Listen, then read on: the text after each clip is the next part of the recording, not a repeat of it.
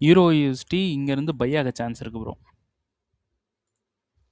Okay okay bro. 1 மினிட்ல ஒரு entry கொடுத்துருக்கேன் இந்த இடத்துல. இங்கேருந்து பை ஆக சான்ஸ் இருக்குது. Okay bro. இது ஒரு டிபி இந்த சப்ளை மேலே இருக்கக்கூடிய இந்த சப்ளையில் செட் பண்ணியிருக்கோம். ஓகேங்களா? இது 1:50 அந்த மாதிரி வருது. ஓகேங்களா? இது ஒர்க் ஆக சான்ஸ் இருக்கு. நல்ல லிக்விடிட்டிஸ் வந்து பில்ட் பண்ணிட்டு இருக்கான். London session. ஸோ சான்ஸ் இருக்கு, ஒர்க் ஆகலாம். ஓகே, அப்ப ரெண்டுலயுமே கன்ஃபர்மேஷன் பார்த்துட்டு ட்ரேட் எடுத்துக்கலாம். இல்ல, இதுல டைரக்ட் என்ட்ரி. இதுல டைரக்ட் என்ட்ரி. Okay okay. ஆமா, இதுல டைரக்ட் என்ட்ரி. ஏன்னா 1 மினிட்ல இருக்கும். மார்க்கெட் இங்க வந்து கன்ஃபர்மேஷன் கொடுத்துட்டு எடுக்காம போகலாம். மார்க்கெட் மேல என்ட்ரி எடுக்காம போகலாம். அதனால நம்ம இதில் டைரக்ட் என்ட்ரி வந்து பிளேஸ் பண்ணுறோம். ஸோ இதில் அப்போ இப்போவே என்ட்ரி ஆகலாமா ப்ரோ? இப்போ என்ட்ரி போடலாம் ப்ரோ. ஓகே, என்ட்ரி தான் கொடுத்துருக்கேன் இந்த இடத்துல.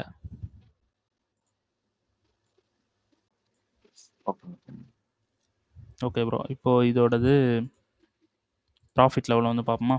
இதில் எப்படி என்ட்ரி போகணும் அப்படின்னா, இது நமக்கு கொஞ்சம் கொலாப்ஸான ஒரு என்ட்ரின்னு வச்சுங்களேன். இப்போது மார்க்கெட் வந்து மேலே இருக்கக்கூடிய நம்ம இங்கே ஒரு சப்ளை எடுத்திருந்தோம். இந்த சப்ளையில் இருந்து மார்க்கெட் வந்து கீழே வந்துட்டு டிமாண்ட்லேருந்து மேலே போகும் அப்படின்ட்டு நம்ம ஒரு அசம்ஷன் வச்சுருந்தோம். ஸோ இப்போது டெய்லிக்கு போங்க. டெய்லியில் இது பர்ஃபெக்ட் சப்ளை. ஆனால் இப்போ நம்ம எடுத்திருக்க சப்ளை பர்ஃபெக்ட் சப்ளை இல்லை. ஓகேங்களா? இப்போ நம்ம எடுத்திருக்க சப்ளை 15 மினிட்ஸோட சப்ளை. ஆனால் ட்ரெண்டு பையில் இருக்குது 4 ஹவரில். அப்போது மார்க்கெட் வந்து இந்த சப்ளைக்கு போக சான்ஸ் இருக்குது. அப்போ இந்த சப்ளைக்கு மார்க்கெட் போகணும் அப்படின்னா டிமாண்டுக்கு வந்துட்டு போகலாம். ஓகேங்களா? அண்டர்ஸ்டாண்டா? இங்கே இருக்கக்கூடிய டிமாண்டுக்கு வந்துட்டு போகலாம். ஆனால் இப்போது இந்த டிமாண்டுக்கு மார்க்கெட் வர்றதுக்கு சப்போர்ட்டுக்கு ஒரு சப்ளை வேணும். அந்த சப்ளை இல்லை, இங்கே எங்கேயுமே இல்லை. நம்ம 15 மினிட்ஸில் எடுத்திருக்கோம். அதெல்லாம் நம்ம பார்க்கக்கூடாது. ஒரு ஸ்ட்ராங்கஸ்ட் சப்ளை 4 ஹவரில் இல்லை. ஓகேங்களா? அப்போது நம்ம 15 மினிட்ஸுக்கு போகிறோம். 15 மினிட்ஸில் நமக்கு இங்கே ஒரு மேனிபுலேஷன் நடந்திருக்கு. எப்படின்னா, சோர்ஸ் நடந்திருக்கு, எகைன் ஒரு சோர்ஸ் நடந்திருக்கு. அப்போ இங்கே செல் போனவங்க என்ன பண்ணியிருக்காங்க? ஃபெயில் ஆயிருக்காங்க. இந்த ஹை எடுத்திருக்கா. அதனால தான் எஸ்டர்டே நான் என்ன சொல்லியிருந்தேன்னா, இந்த ஹையை எடுத்துட்டதுனால எகைன் கன்ஃபர்மேஷன் நான் சொல்லியிருந்தேன். இந்த ஹையை எடுத்துருச்சு, இந்த இடத்துல செல் போடணும். பட் இந்த இடத்துல இருக்க செல்லுக்கு ஒரு கன்ஃபர்மேஷன் எகைன் பாருங்க அப்படின்னு நான் இன்ஃபார்ம் பண்ணியிருந்தேன். ஓகேங்களா? இந்த இடத்துல நான் சார்ட் வந்து அப்லோட் பண்ணியிருந்தேன். இப்போ சோச்சு, இப்போ மார்க்கெட் பை போக சான்ஸ் இருக்குது. ஓகேங்களா? ஸோ 4 ஹவர் பையில் இருக்குது. அதனால் மார்க்கெட் பை போக சான்ஸ் இருக்குது. இது சப்ளை கிடையாது. ஸோ மார்க்கெட் ஒன்ஸ் இந்த இடத்துல ஒரு பிரேக் நடந்துட்டு அப்புறம் அகைன் மார்க்கெட் வந்து மேலே போயிட்டுருக்கான். ஓகேங்களா? 2 ஸ்டேட் இருக்குது. ஒன்று 15 மினிட்ஸில் நான் மேலே போட்டு வச்சுருக்கிற சப்ளையில் கண்ட்ரோல் எடுத்து மார்க்கெட் கீழே வரணும், இல்லைனா ஃபெயில் பண்ணணும். ஆனால் ஃபெயில் பண்ண தான் சான்ஸ் இருக்குது. ஏன்னா இப்போ நம்ம எடுத்து வச்சுருக்கிற ட்ரெண்டே பையில் இருக்குது. புரியுதுங்களா? சோர்ஸ் பண்ணி பையில் இருக்குது. அப்போது பை போக தான் சான்ஸ் இருக்குது. அப்போ எந்த இடத்துல பை போகலாம் அப்படின்னு பார்த்தா, நமக்கு இந்த டிமாண்ட் ஒரு பர்ஃபெக்டான டிமாண்ட். இந்த டிமாண்ட் ஓகேங்களா? ஸோ நம்ம என்ன பண்ணுறோம், இதில் போயிட்டு எதாவது மேனிபுலேஷன்ஸ் இருக்கான்றதை பார்க்குறோம்.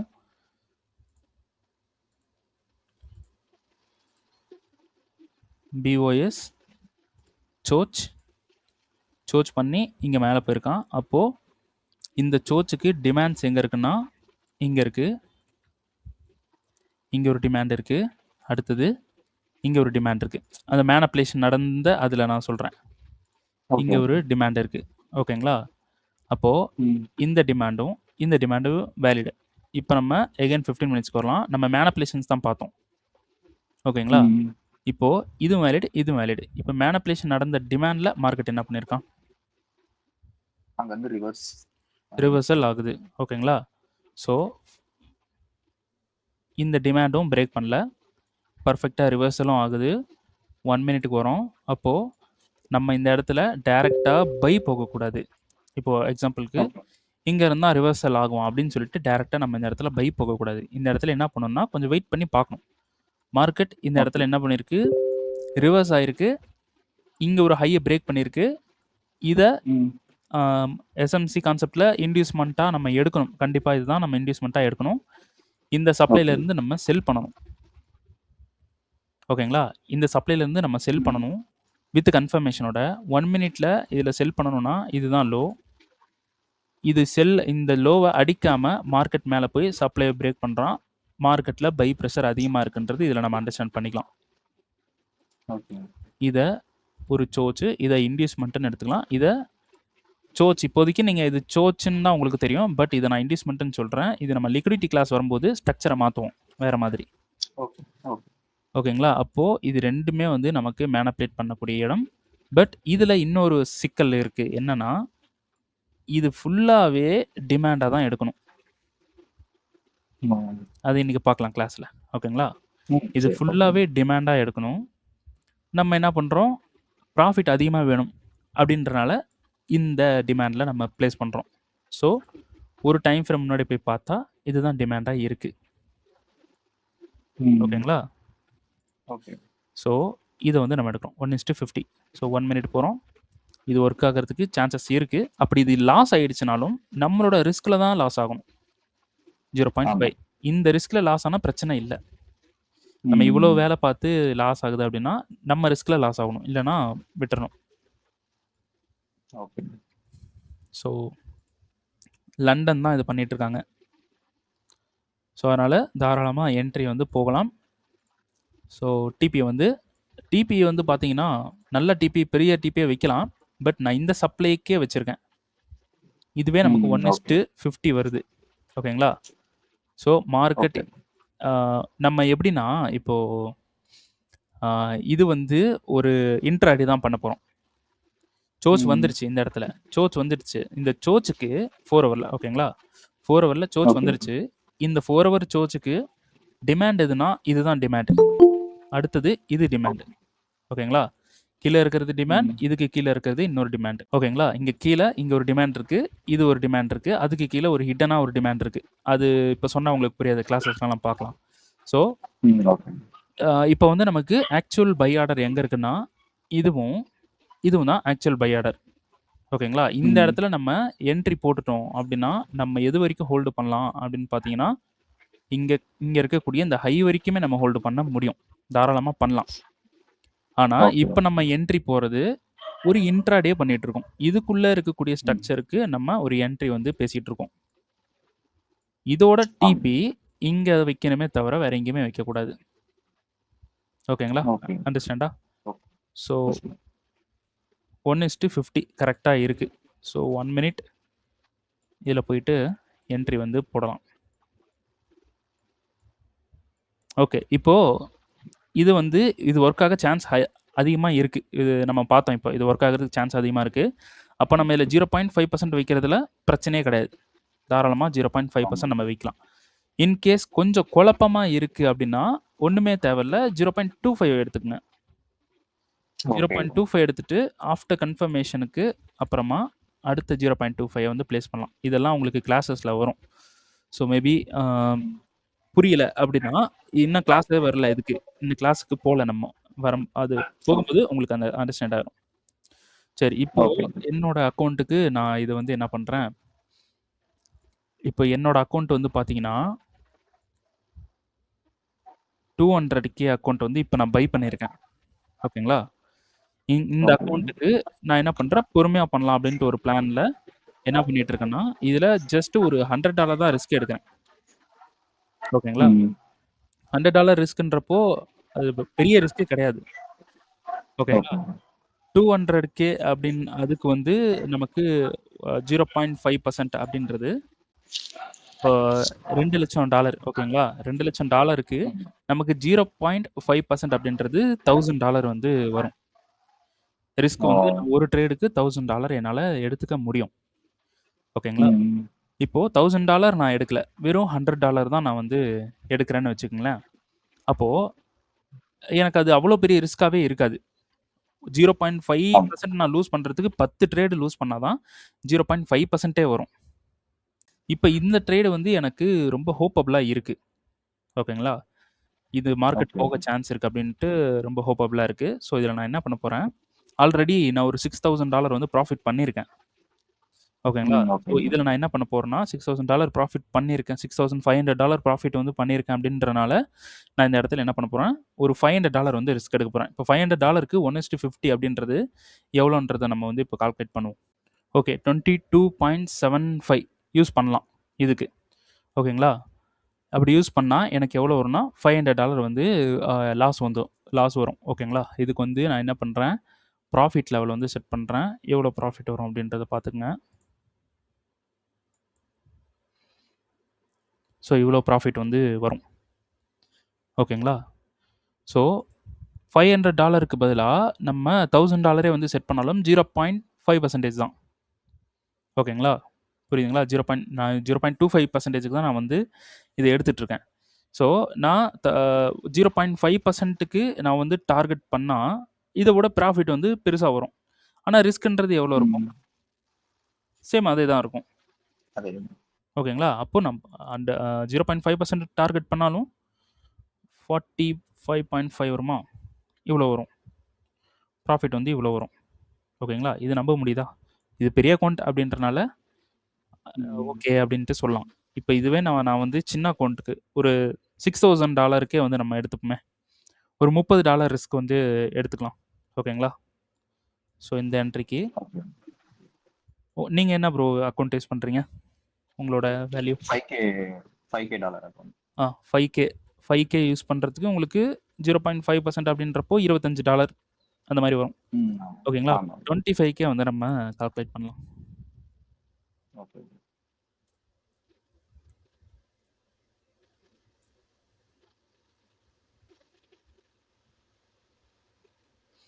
$1.15 ஓகேங்களா? $25 தான் உங்களுக்கு லாஸ் இருக்கு. ஸோ அதுக்கு நீங்க இப்படி ப்ராஃபிட் இந்த மாதிரி என்ட்ரி எடுத்து நீங்க ப்ராஃபிட் போட்டீங்கனாலும் உங்களுக்கு $1,266 வந்து ப்ராஃபிட் மட்டுமே எடுத்துடலாம். சிங்கிள் ட்ரேட்ல. ஓகேங்களா? அதனால மெயின்டைன் பண்ணி இந்த மாதிரி என்ட்ரிஸ்லாம் நீங்க போய் லாஸ் பண்றதுனால பிரச்சனை இல்ல. ஏன்னா நீங்க வேல்யூ அதிகமா இருக்கிற ட்ரேட நீங்க பிடிக்க பழகுறீங்க. ஸோ அதனால பிரச்சனை இல்ல. ஓகேங்களா? செஷன்ஸ் வந்து பெரிய விஷயம் அப்படிலாம் கிடையாது. ரொம்ப சின்ன விஷயம் தான்.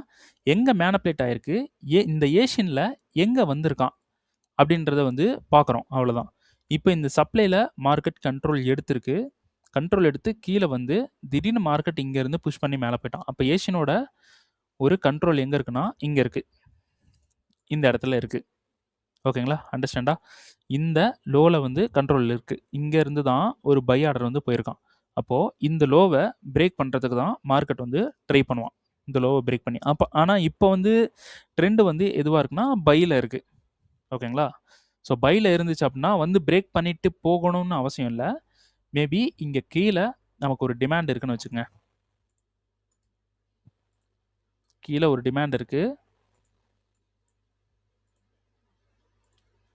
இங்க ஒரு டிமாண்ட் இருக்கு. மார்க்கெட் வந்து பை போகும் அப்படின்னா, இத வந்து நம்ம சோர்ஸா எடுத்துக்கிறோம். அப்போ ஏஷியன்ல இந்த லோ இருக்கு பார்த்தீங்களா? இந்த லோல தான் பை ஆர்டர் போட்டு மேல போயிருக்கான் அப்படின்றது நமக்கு தெரியும். அப்போ இந்த ஏஷியன ஹண்ட் பண்றதுக்கு ட்ரை பண்ணுவான். அப்போ நம்ம அதுக்கு கீழ இருக்கக்கூடிய இந்த டிமாண்ட்ல என்ட்ரி போக ட்ரை பண்ணணும். புரியுதுங்களா? இங்க டிமாண்ட் இருந்தாலும் இத நம்ம ட்ரை பண்றது பெட்டரான வே இல்ல. இந்த டிமாண்ட ட்ரை பண்றது பெட்டர். அண்டர்ஸ்டாண்டா? மார்க்கெட் என்ன பண்ணுவான்னா, கீழ வந்து இந்த லோவ அடிச்சுட்டு டிமாண்ட்ல இருந்து பை போவான். இந்த மாதிரி பண்ணுவான். அண்டர்ஸ்டாண்டா? புரியுது ப்ரோ. ஓகே. செஷன்ஸ் வந்து புரியுதா? ஏஷியன்ல பண்ணாதீங்க. ஏஷியனோட லோ அண்ட் ஹைய ஹண்ட் ஆகும். அதுல எந்த இடத்துல உள்ள வந்திருக்கான் அப்படின்றத பார்க்கணும். இந்த இடத்துல என்ன பண்ணியிருக்கான்? உள்ள வந்திருக்கான். உள்ள வந்துட்டு மார்க்கெட் வந்து மேல போயிருக்கான். ஸோ இத ஹண்ட் பண்ணிட்டு கீழ இருக்கக்கூடிய டிமாண்ட்ல இருந்து மேல போக சான்ஸ் இருக்கு. ஓகேங்களா? ஸோ அடுத்து வந்து பார்த்தீங்கன்னா, இப்போ Asian almost like trend continuation பண்ணுவாங்க அப்படிதான். சேஞ்ச் எல்லாம் பண்ண மாட்டாங்க. ஏஷியன் வந்து இப்போ இப்படி வந்து நடக்கும். ஏஷியன் வந்து ட்ரெண்டியா போயிட்டு இருக்கான்னு வச்சுக்கங்க. ஆ இப்படி அதை போயிட்டு கண்டினியூ இருக்கான். இப்போ ஏஷியன் வந்து இப்படி போயிட்டு இருக்கு அப்படின்னா, அடுத்து லண்டன் என்ன பண்ணிடும்னா கன்சால்டேஷன்ல போயிரும். எதுக்கு போகுது ஓகே அப்படின்னா, ஏஷியன் ட்ரெண்டியா போயிட்டான். இங்க லண்டன்ல இங்க கம்ப்ரஸ் பண்றான். எதுக்குன்னா, ஏதாவது ஒரு சைடு அடிக்கிறதுக்கு. ஓகேங்களா? லோவோ இல்ல ஹையோ அடிச்சு போறதுக்கு. அப்போ ஏஷியன் ட்ரெண்டா இருந்துச்சுன்னா, லண்டன் வந்து கன்சால்டேஷனுக்கு போயிரும். நியூயார்க் என்ன பண்ணும்னா அடிக்கும் இப்படி. ஓகேங்களா? ஓகே ஏஷியன் கன்சல்டேஷன்ல இருந்துச்சு. இப்படி ஏஷியன் கன்சல்டேஷன்ல இருந்துச்சுன்னா, லண்டன் என்ன பண்ணும்னா, ஏதாவது ஒரு சைடு அடிக்கும். மேலேயோ இல்ல கீழேயோ அடிக்கும். ஓகேங்களா? அடிச்சுட்டு டைரக்ஷனை ஃபார்ம் பண்ணி போவான். நியூயார்க்கும் அதே ஃபார்ம் பண்ணி போகும். ஓகேங்களா? சிம்பிள். இப்போ இந்த இடத்துல ஏஷியன் என்ன பண்ணியிருக்கான், இப்படி மேலே போயிருக்கான். கீழே வந்துட்டு எகைன் மேலே போயிருக்கான். ரேஞ்சாக போயிருக்கான். லண்டன் என்ன பண்ணிருந்தா கன்சல்டேஷனுக்குள்ளே போயிடும். இந்த இடத்துல ஒரே இடத்துல நின்றுச்சு. அதை லண்டன் நியூயார்க் என்ன பண்ணா, இங்கே இப்படி அடிக்கும். அடிச்சுட்டு ஒரு டைரக்ஷனில் ஃபார்ம் பண்ணி போகும். இப்போ இந்த இடத்துல நமக்கு ஏஷியன் வந்து என்ன பண்ணியிருக்கான், மேலே போயிட்டு எகைன் மேலே தான் போயிருக்கான். அப்போது இந்த இடத்துல லண்டன் என்ன பண்ணுன்னா கன்சல்டேஷனை தான் பேஸ் பண்ண போகுது. இப்படி. அப்போது இந்த மாதிரி நடக்கலாம். லண்டன் இந்த மாதிரி பண்ணிவிட்டு அப்புறம் நியூயார்க் வரும்போது என்ன பண்ணும், டக்குன்னு ரெண்டுத்தையுமே அடிச்சுட்டு இப்படி போக சான்ஸ் இருக்குது. இப்போ இதுலேயே நமக்கு தெரிஞ்சிடும் இது கன்சல்டேட்டில் வரப்போகுதுன்றது தெரிஞ்சிடும். அப்போ நியூயார்க் வந்து அப்படி அடித்து எடுக்கும்போது நமக்கு இந்த லோவில் அப்படி ஹண்ட் பண்ணிவிட்டு இந்த டிமாண்ட்லேருந்து பை பண்ண சான்ஸ் இருக்குது அப்படின்றது நமக்கு இப்போ அண்டர்ஸ்டாண்ட் ஆகுது. ரைட்டா? ஸோ இந்த டிமாண்ட் ஒரு வேலிடான டிமாண்டு தான் இது. அப்போது இந்த ஏஷியனை வந்து அடிக்க சான்ஸ் இருக்குது அப்படின்றது உங்களுக்கு அண்டர்ஸ்டாண்ட் ஆயிடுச்சா? புரியுதுங்களா? இங்கே என்ன நடந்திருக்கு, ஏஷியன் ரேஞ்ச் மார்க்கெட்டாக போயிருக்கான். லண்டன் கன்சல்டேட் வந்திருக்கு ஒரே இடத்துல. நியூயார்க் என்ன பண்ணுறான், லண்டனை மேலே அடிச்சுட்டு ஏஷியனோட இந்த லோ வரைக்கும் அடிக்கிறான். ஏஷியனோட லோ அடிக்கணும்னா என்டையர் லோ அடிக்கணும்னு அவசியம் இல்லை. இங்கே வந்தே அடிக்கலாம். இதுவும் ஏஷியனோட லோ தான். ஓகேங்களா? புரியுதுங்களா? இந்த லோவை அடிச்சுட்டு அதுக்கப்புறம் மேலே போயிருக்கான். ஸோ இந்த இடத்துல என்ன நடந்திருக்குன்னா, மேனிபுலேட் நடந்திருக்கு. என்ன பண்ணியிருக்கான், லண்டன் வந்திருக்கான். லண்டன் வந்துட்டு மார்க்கெட் வந்து இப்படி கீழே போயிட்டு இப்படி மேலே வந்திருக்கு. திடீர்னு இப்படி போயிட்டு என்ன பண்ணியிருக்கான், நியூயார்க் இப்படி மேலே அடிச்சுட்டு கீழே இப்படி அடிச்சுட்டு எகைன் மேலே போகிறான். இது மேனிபுலேஷன் தானே. மேலே அடிச்சுட்டு கீழே அடிச்சுட்டு இப்படி மேலே போகிறான். மேனிபுலேஷன் தானே. மேனிபுலேஷன்றதுக்கு என்ன சொல்கிறோன்னா, buy order, sell order, again buy order. இந்த இடத்துல ஒரு கம்ப்ரஸ்ட் மார்க்கெட் வந்து இந்த இடத்துல ஏஷியன் வந்து ஒரு ஒரு ஒரு லேக் கொடுத்துட்டு எகைன் இப்படி மேலே போகிறான். இப்போ லண்டன் கன்சல்டேட்டுக்குள்ளே போக போகிறான். ஸோ நியூயார்க் என்ன பண்ண போகிறான், இப்படி அடித்து டிமாண்ட்லேருந்து மேலே போக போகிறான். இது உங்களுக்கு அண்டர்ஸ்டாண்ட் ஆகுதா, இந்த இடத்துல மேனிபுலேட் பண்ணியிருக்கான் அப்படின்றது? புரியுதுங்களா? ஸோ அப்போது மார்க்கெட் மேலே போக சான்ஸ் இருக்குது, நியூயார்க் கன்சல்டேட்டில் போக சான்ஸ் இருக்குது.